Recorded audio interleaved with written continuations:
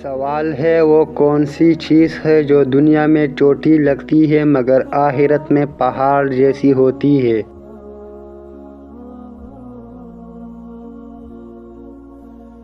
جواب ہے نیکی کا ایک عمل۔ سوال ہے وہ کون سا عمل ہے جو دل کو سکون دیتا ہے اور رزق کھول دیتا ہے؟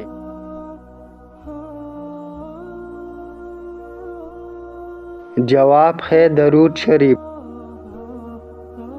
سوال ہے وہ کون سا علم ہے جو انسان کو دنیا و آخرت کا بادشاہ بنا دیتا ہے؟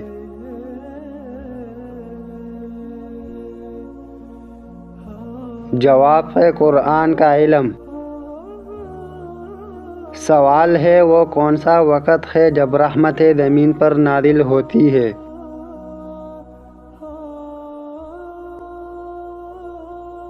جواب ہے جمعہ کا دن۔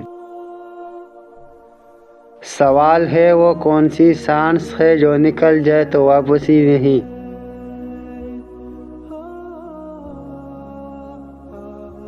جواب ہے موت کی سانس۔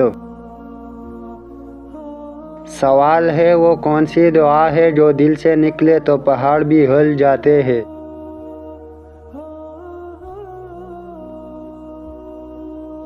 جواب ہے مخلصانہ دعا۔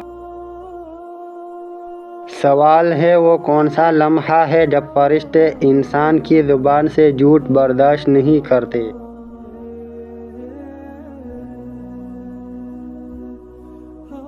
جواب ہے گواہی کے وقت۔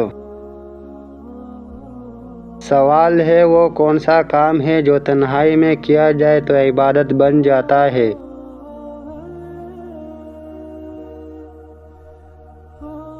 جواب ہے ذکر الہی۔ سوال ہے وہ کون سا جسم ہے جو قبر میں بھی تازہ خوشبو دے؟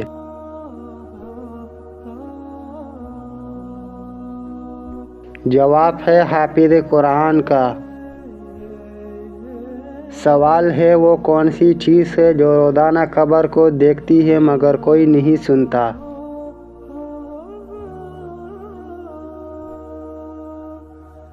جواب ہے آذان۔ سوال ہے وہ کون سا عمل ہے جو دل کی زنگ کو صاف کرتا ہے؟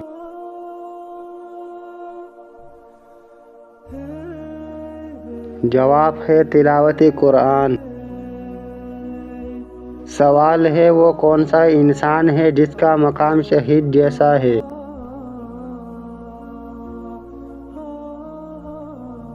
جواب ہے سچی نیت سے مرنے والے۔ سوال ہے وہ کون سی آنکھ ہے جو روئے اور اللہ ناراض نہ ہو؟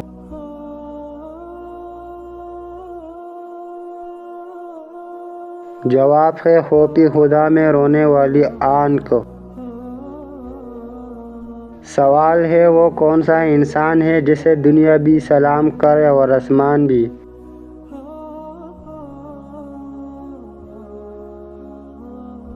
جواب ہے نبی کریم صلی اللہ علیہ وسلم پر درود بھیجنے والا۔ سوال ہے وہ کون سا وقت ہے جب شیطان بھی شرمندہ ہوتا ہے؟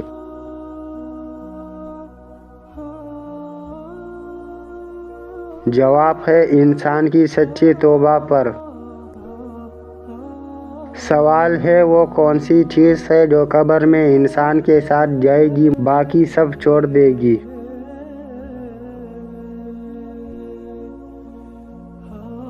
جواب ہے اعمال۔ سوال ہے وہ کون سا بندہ ہے جس کے لیے قبر تنگ نہیں ہوتی؟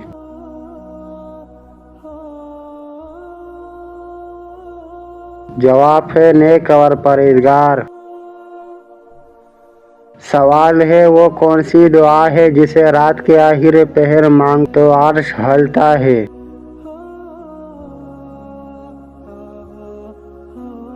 جواب ہے رو کر مانگی گئی دعا۔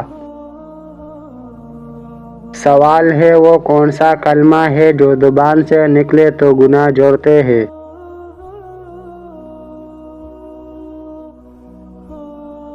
جواب ہے استغفر اللہ۔ سوال ہے مرنے کے کتنے دن بعد روح گھر واپس آتی ہے اور کیا کرتی ہے؟